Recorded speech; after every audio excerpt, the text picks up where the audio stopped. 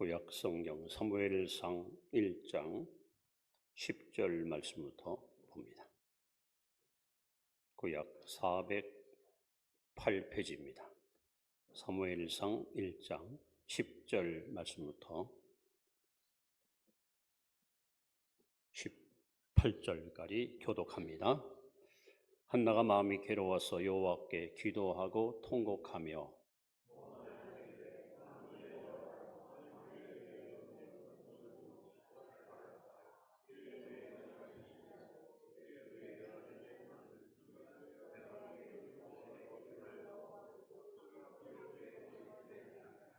그가 여호와 앞에 오래 기도하는 동안에 엘리가 그의 입을 주목한즉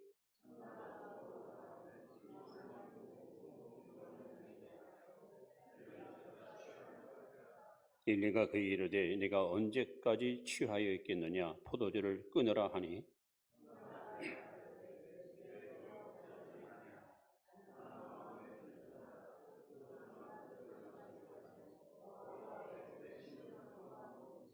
당신의 여종을 악한 여자로 여기지 마옵소서. 내가 지금까지 말한 것은 나의 원통함과 격분됨이 많기 때문이다 하는지라.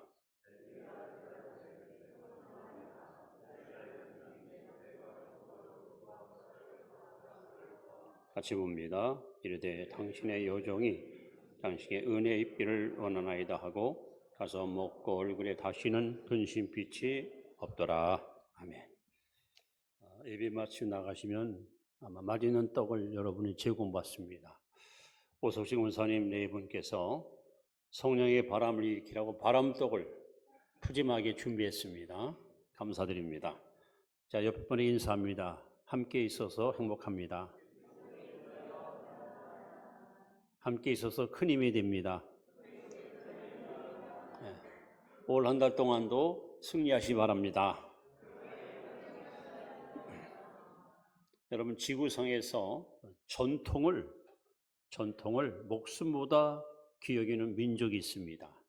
그리고 전통을 지금까지 지키고 보존하는 위대한 민족이 있습니다. 바로 이스라엘, 유대민족입니다. 그들이 지키는 전통 중에서 가장 독특한 전통이 뭐냐? 국제결혼을 할 때 일단 여자가 아내가 유대인이면 남자는 어느 나라 사람도 상관없어요.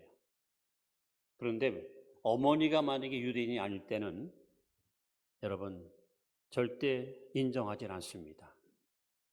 이만큼 어머니의 신앙 유산이 후손들에게 미치는 영향이 큰 것을 알기 때문에 지금도 유대인들은 혹시 결혼하더라도 어머니만큼은 그 유대인 여자를 세워서 신앙의 전통을 이어가는 민족이 바로 유대민족입니다. 오늘은 어린이 주일입니다. 특별히 이 본문을 통해서 저는 모전자전, 그 뜻을 아시죠? 보통 우리가 부전자전 하는 말을 씁니다. 그 아버지 그 아들. 오늘은 모전자전, 그 어머니 그 아들. 이런 제목을 갖고 말씀을 드립니다. 그 세익스피어 여러분 아실 거예요. 영국 유명한 작가지요. 여자는 약하나 어머니는 강하다 하는 말을 남겼습니다. 또 에이브라함 링컨 대통령은 내가 성공한다면 오직 천사와 같은 어머니 덕이다. 이만큼 세계 위인들은 어머니의 위대함이 얼마나 큰가 한 것을 알았기 때문에 그들이 경험했던 어머님을 이렇게 자신 있게 자랑했던 것을 보게 되는데 오늘 여러분에게 소개하고 싶은 위대한 어머니 한나 이야기입니다. 한나. 이 한나가 살았던 이스라엘 시대는 굉장히 어둡고 힘들었던 시대입니다.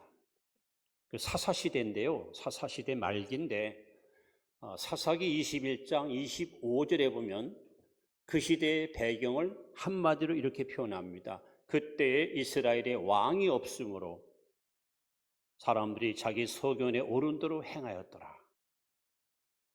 여러분, 실질적으로 이스라엘 왕은 여호와 하나님이십니다.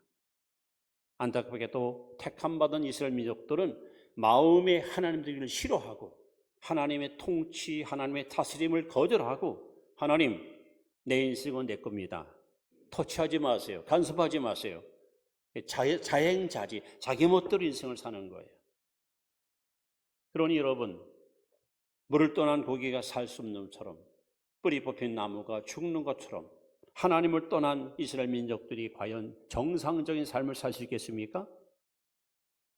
그래서 사사시대의 정황을 보면은 매우 어려웠어요. 국가적으로 큰 위기를 항상 만났습니다. 도덕의 타락, 종교의 부패, 지도자들의 부재, 영웅들이 사라지고 메시지가 선포되지 않고 그야말로 희망을 잃어버린 상실 시대에 이스라엘 백성들은 어려운 시기를 살고 있었습니다. 그런데 여기 아주 평범한 한 여자가 성경에 등장합니다. 사무엘상 1장에 보시면 에브라임 산지 라마다임 소빔에 에브라임 사람 엘가나라는 사람이 있었으니, 그러면서 그에게 두 아내가 있으니 하나는 한나요, 한 사람은 분인나라. 여기 엘가나라는 사람이 두 아내를 뒀는데 이유는 뭐냐? 조강지처인 한나가 아이를 못 낳아요. 불임 여성이에요. 대를 이을 후손을 낳지 못해요. 그래서 엘가나는 후처를 뒀는데 그 첩이 바로 분인나라는 여자입니다. 그저 평범한 집안, 어느 한 시골에 있는 산촌의 한 마을에 이렇게 한 여인이 등장하는데, 여러분, 하나님은 어떤 분인지 아십니까? 하나님은 소위 평범한 사람, 비천한 사람을 들어서 비범하게 쓰시는 하나님, 크게 쓰시는 하나님. 그래서 한나는 여느 여인과 다름없이 평범한 여인으로 시집 왔는데, 안타깝게도 우리 사무엘상 1장 5절에 보면 이렇게 써 있습니다. 6절에 여호와께서 그에게 임신하지 못하게 하심으로 하나님이 한나의 태를 닫아버렸어요. 그러니 여러분, 이건 정말 절망입니다. 얼굴이 좀 못생겨도 아들만 잘 낳아주면, 가문의 대를 이을 사람을 생산하면 크게 인정받을 텐데, 한나는 안타깝게도 하나님이 태의 문을 닫아서 자식을 알 수 없는 불임 여성으로 어쩌면 저주받은 인생을 살았던 여인이 바로 한나라는 여성이었습니다. 이렇게 큰 불행을 안고 살아가는데, 문제는요, 그 첫 분인나가 의외로 또 자식을 잘 낳아요. 성경에 뭐라 써 있냐면은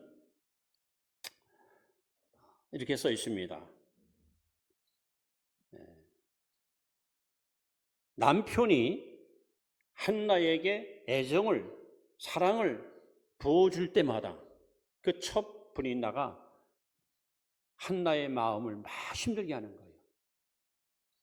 애도 못하는 주제에 안방 끼고 자주 앉아서, 당신이 무슨 이 나라 이 집에 자격이나 있어? 조강지 자격이 있어? 하면서 얼마나 이 한나를 갖다 격동시키는지, 한나는 오랜 세월 동안 눈물로 밤을 지새우며 힘든 세월을 보내고 있습니다. 그때 실로에 하나님의 성막이 있었고, 매년 가족들은 그곳에 가서 하나님께 예배를 드리는데, 남편은 본처에게 몇 배의 사랑을 쏟아붓지만 남편이 사랑할수록, 남편이 아껴줄수록 남편의 그 기대에 부응하지 못하는 자신이 더 처량해 보이고 더 힘들어지는 거예요.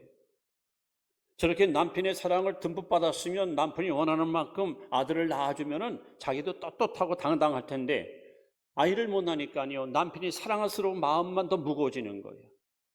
그러니 그냥 눈물만 나오고 슬픔의 세월을 보낼 수밖에 없는 것이 한나의 인생이었습니다.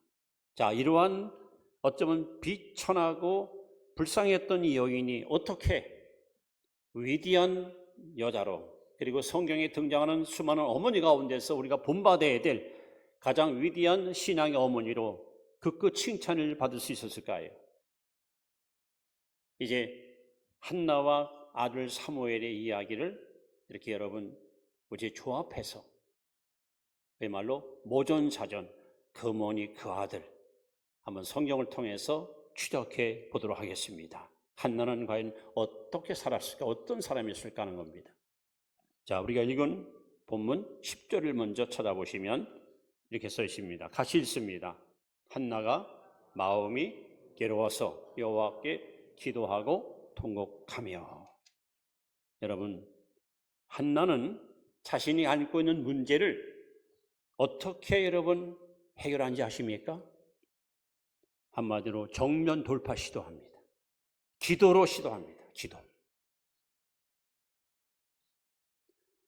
보통 우리가 아이를 낳지 못하면 여러 가지 방법을 동원하잖아요. 요즘 같으면 무슨 병원에 가서 좋은 의술을 통해서 수정을 해서, 근데 한나는 인간적인 방법을 내려놓고 하나님 앞에 나아가서 기도로 승부를 겁니다. 문제를 기도로 풀어갑니다. 우리가 잘 아는 말씀이 있죠. 예레미야 33장 3절 말씀에 너는 내게 부르짖으라 내가 내게 응답하겠고 내가 하지 못하는 크고 비밀한 일을 내게 보이리라. 여러분, 우리가 하나님께 부르짖고 기도하면 내가 모르는 일, 알 수 없는 일, 하나님께서는 감춰진 비밀을 우리에게 보여주시고 알려주십니다. 한나는 기도가 얼마나 능력 있는, 기도가 얼마나 위대한지를 알았던 여인입니다. 그래서 오늘 본문에 보시면 실로에 가서 하나님께 기도하는데 기도에 몰입하다 보니까 오랜 시간 동안 기도하다 보니까 세상 인리가 이 여인을 보고 아니 저 여자가 성막에 와서 술 취했나, 왜 저렇게 주절거리고 오랫동안 앉아있나 오해를 하고 있을 만큼 한나는 기도에다가 온 전심전력을 쏟아붓고 하나님께 매달렸습니다.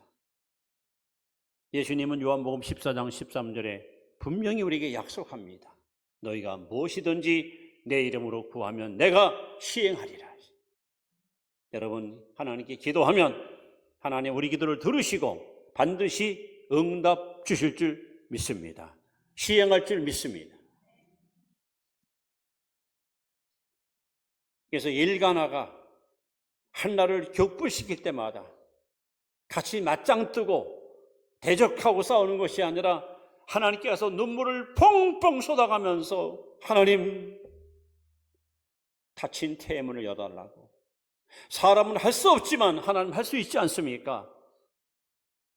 이 비천한 여종을 내치지 마시고 이 기도를 꼭 들어주옵소서 하고 한나는 정말 눈물로 지새우며 하나님께 매달리기 시작합니다.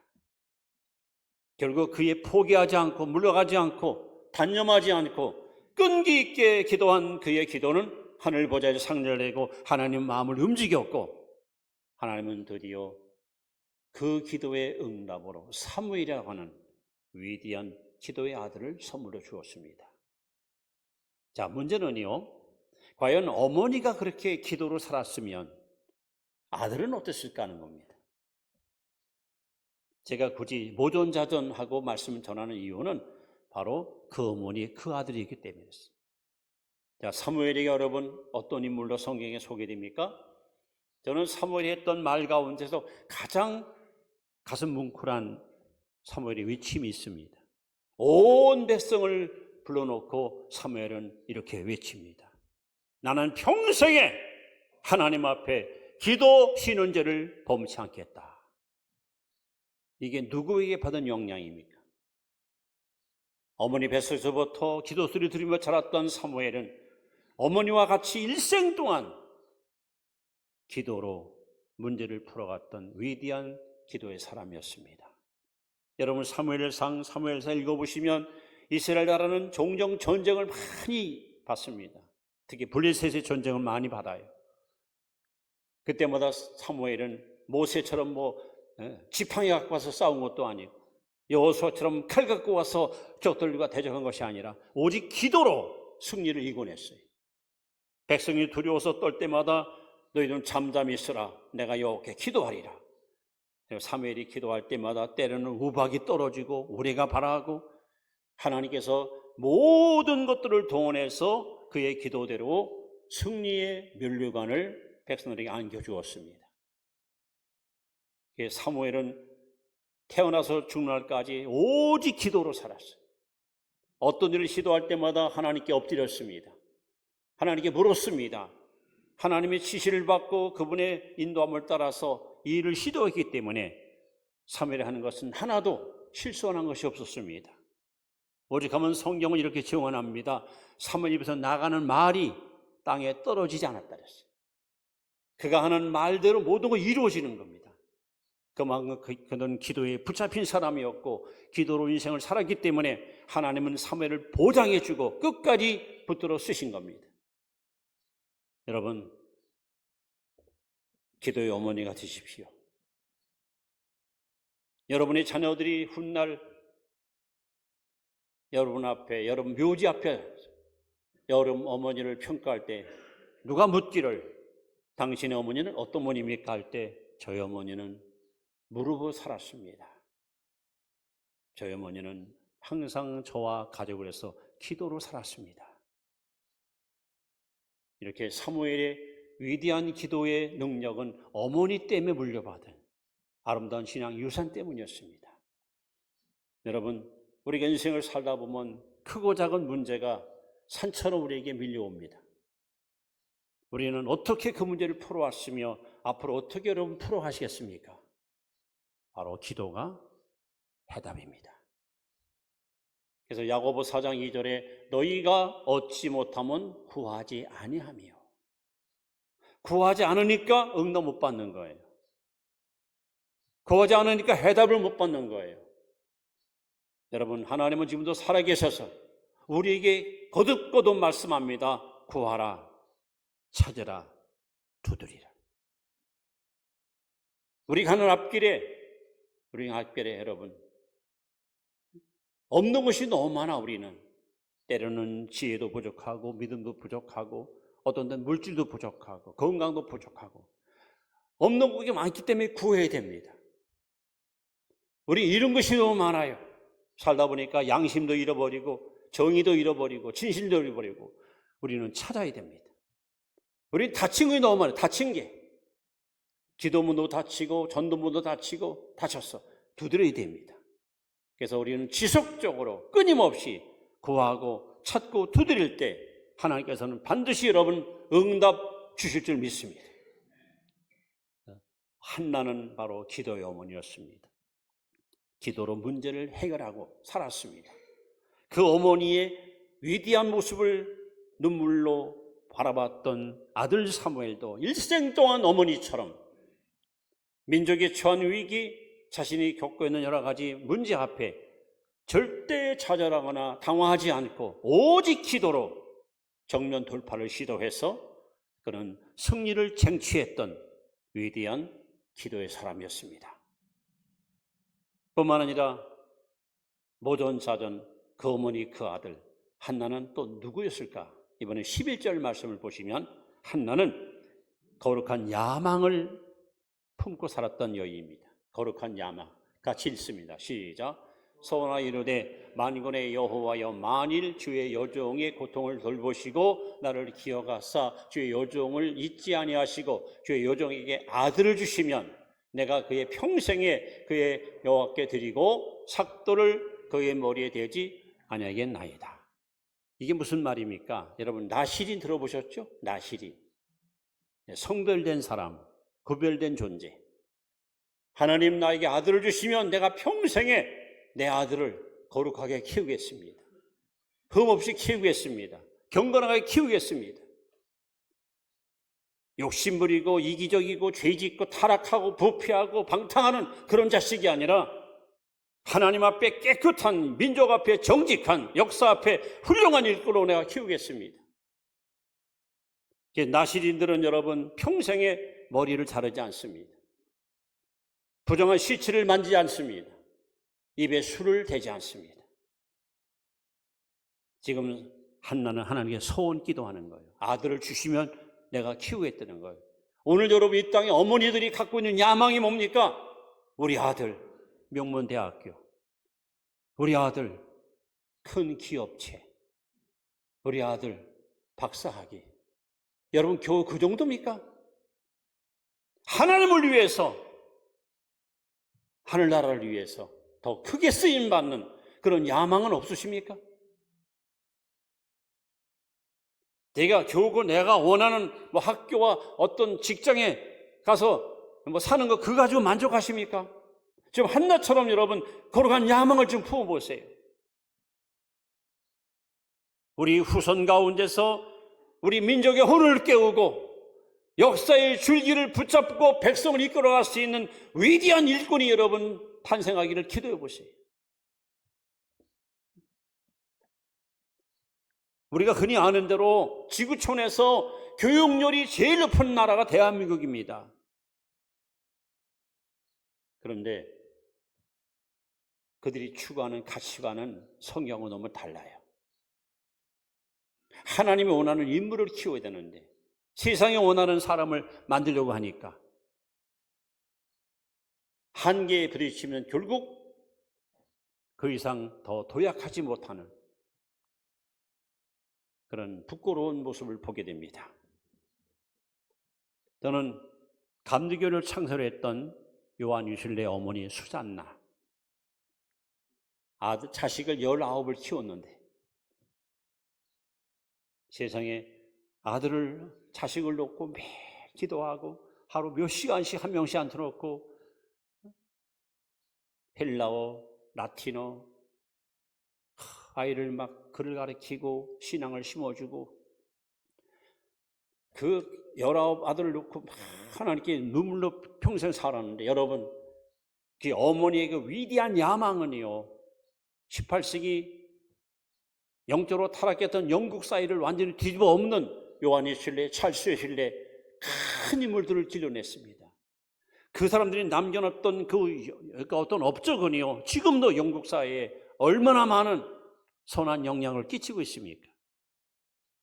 오늘 여러분의 자녀들이 우리 민족을 위해서 더 나아가 아시아와 세계를 위해서 뭔가 기여할 수 있는 그런 일꾼을 여러분 키울 마음을 없으십니까?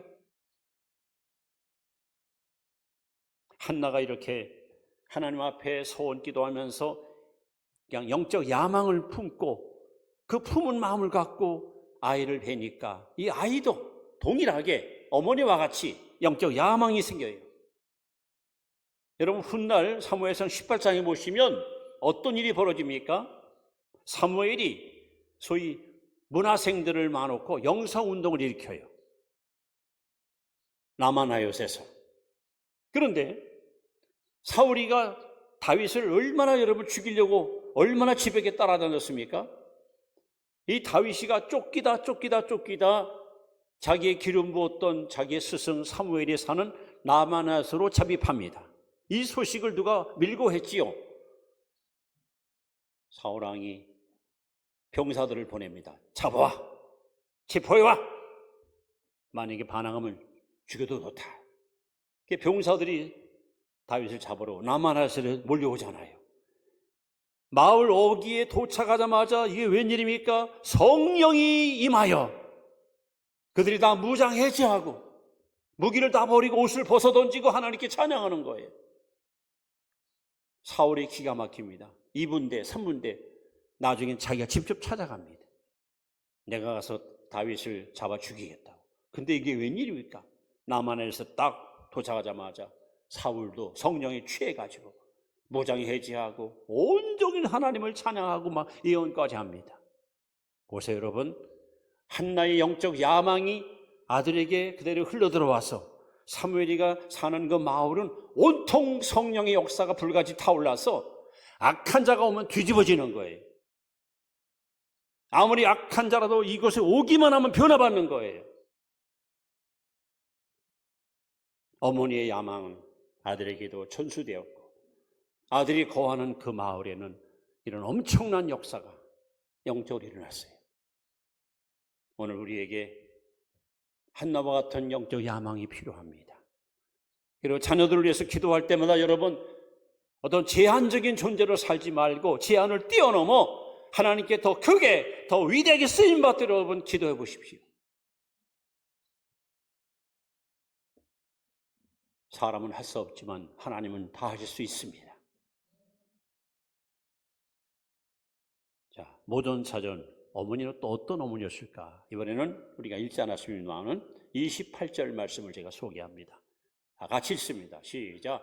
그러므로 나도 그를 여호와께 드리되 그의 평생을 여호와께 드리나이다 하고 그가 거기서 여호와께 경배하니라. 의문은 나도 여호와께 드리되. 이건 한나는 하나님께 헌신했어요. 헌신하게 자기의 모든 걸 다 드렸어요. 그러니까 아들도 평생 하나님께 헌신했어요. 헌신.